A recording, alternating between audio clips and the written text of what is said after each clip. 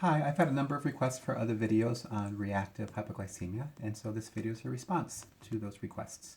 I'm going to cover two topics in this video. One is just a basic approach, how to approach reactive hypoglycemia, how to approach getting your blood sugar levels more stable, and what I think you can do is overcome reactive hypoglycemia altogether. At least in a number of people should be able to do that. And I'm also going to talk about homeostasis a little bit, as far as, when you try to make changes. So the approach I advocate, and this is based upon reactive hypoglycemia is caused by an overproduction of insulin. And if that doesn't make sense to you, see my other videos.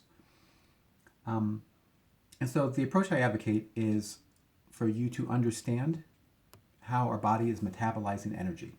To understand at a basic fundamental level what is going on in your body, the whys of it and the hows and the whats of it. Now, metabolism is something that you could literally study for your entire life and still not know everything about. But to have a kind of a basic fundamental understanding of it, I think is really helpful and empowering to help you manage your blood sugar levels.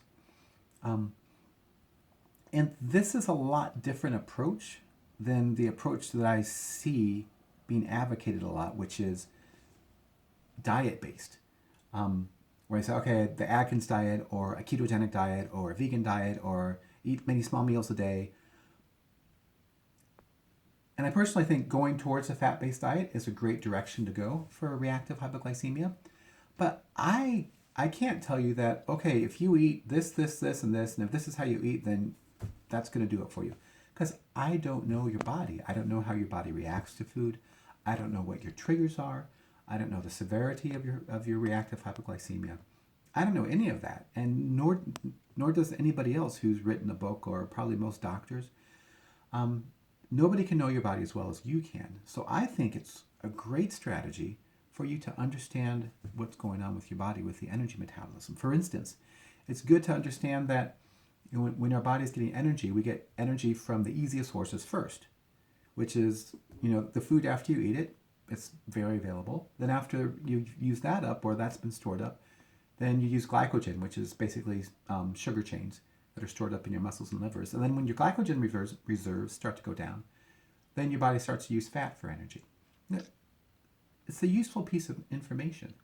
And again, we're looking at not overproducing insulin. We don't want to stimulate insulin production. So I can't tell you what diet you're supposed to eat, per se, but I can tell you that the best way to not stimulate insulin production is to not eat. Now, obviously, we have to eat sometimes, but to understand that, okay, if I'm not eating, I'm not stimulating my insulin production. And then you can use that. You can use not eating times as a way to keep your blood glucose levels stable and keep your insulin levels stable. Now, I don't know what your eating habits are now. So maybe you're eating, 5 or 6 times a day.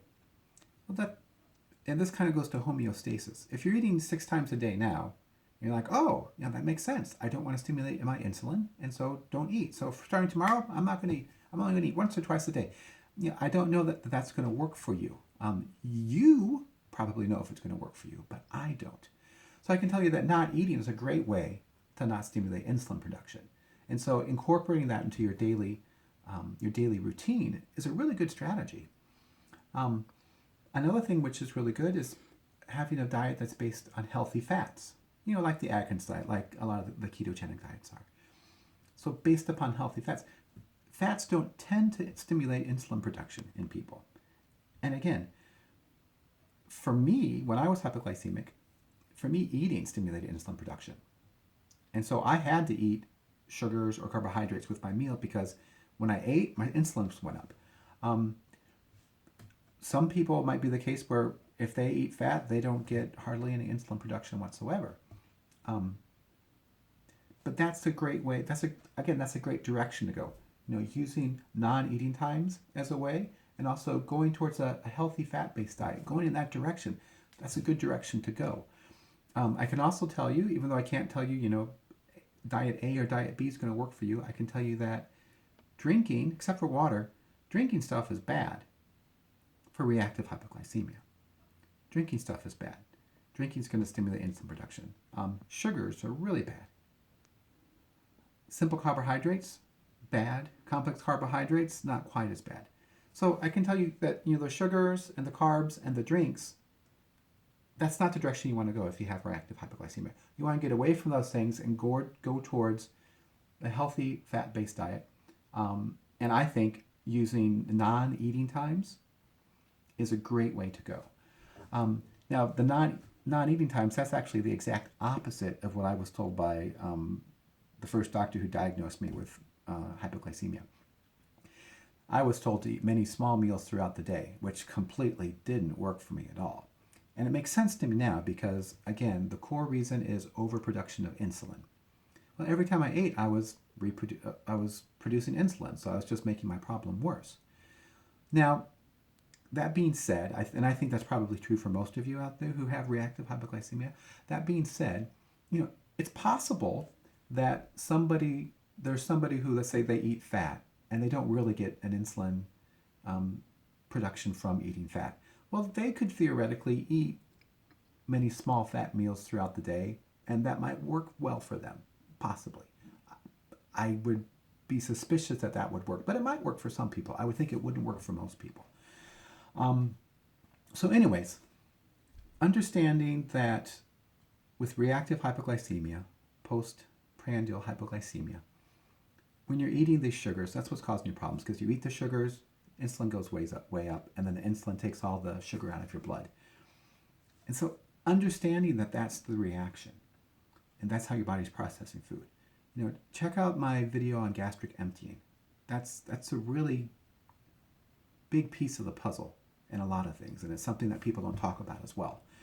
So anyways, so there's that. Now, the other thing I want to talk about was homeostasis a little bit. So as you make changes, as you try to adapt, there's this concept of homeostasis, which in biology, there are a couple of different definitions or a couple of different viewpoints on it.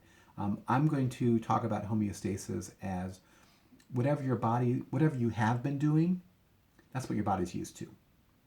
And so whatever changes that you make, chances are you're going to encounter some resistance to those changes. Some people can go cold turkey, or some people can just make a change right away and get away with it. A lot of people, it's difficult. For example, if you're eating 3 meals a day and 2 snacks a day, and you're like, okay, well, I want to go to where I'm eating 1 meal a day, which is what I do most days. Most days I eat 1 meal. Sometimes I eat 2 meals, but I eat 1 meal a lot of the days. It works out great for me.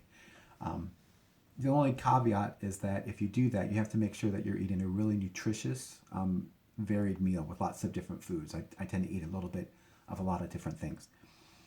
But you're eating 3 meals and 2 snacks a day, and you want to go to eating 1 or 2 meals a day.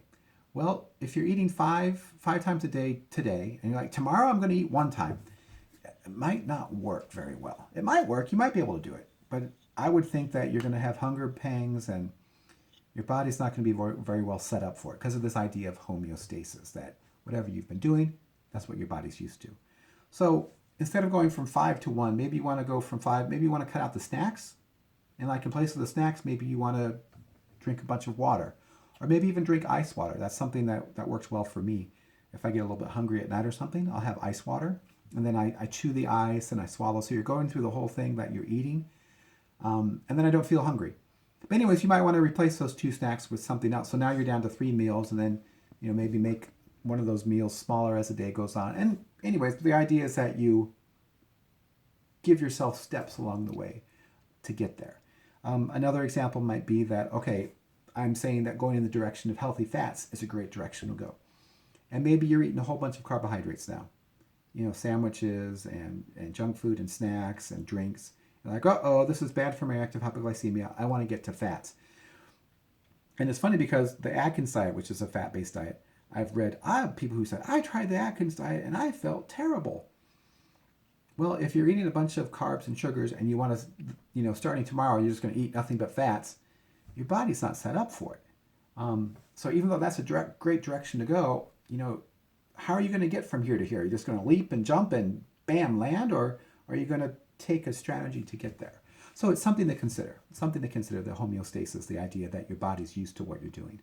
So this video was about 2 things. One, I advocate an approach where you're trying to understand our body's metabolism and how we process energy. And this is why I encourage people to contact me. My email's at the bottom. If you have questions, contact me. I've enjoyed meeting people. I've enjoyed talking to people. And I think there's a lot of value in interacting when you're learning something. So understand your body's metabolism and then base your strategies upon that and base your diet upon that. And then as you understand how your body's reacting to what you're doing, you can make adjustments. And you can make a custom strategy for yourself. I think that's a great way to go. And the other thing to keep in mind is this idea of homeostasis, or that, smaller changes or gradual changes might be more successful for you than abrupt changes. Something to consider. Good luck.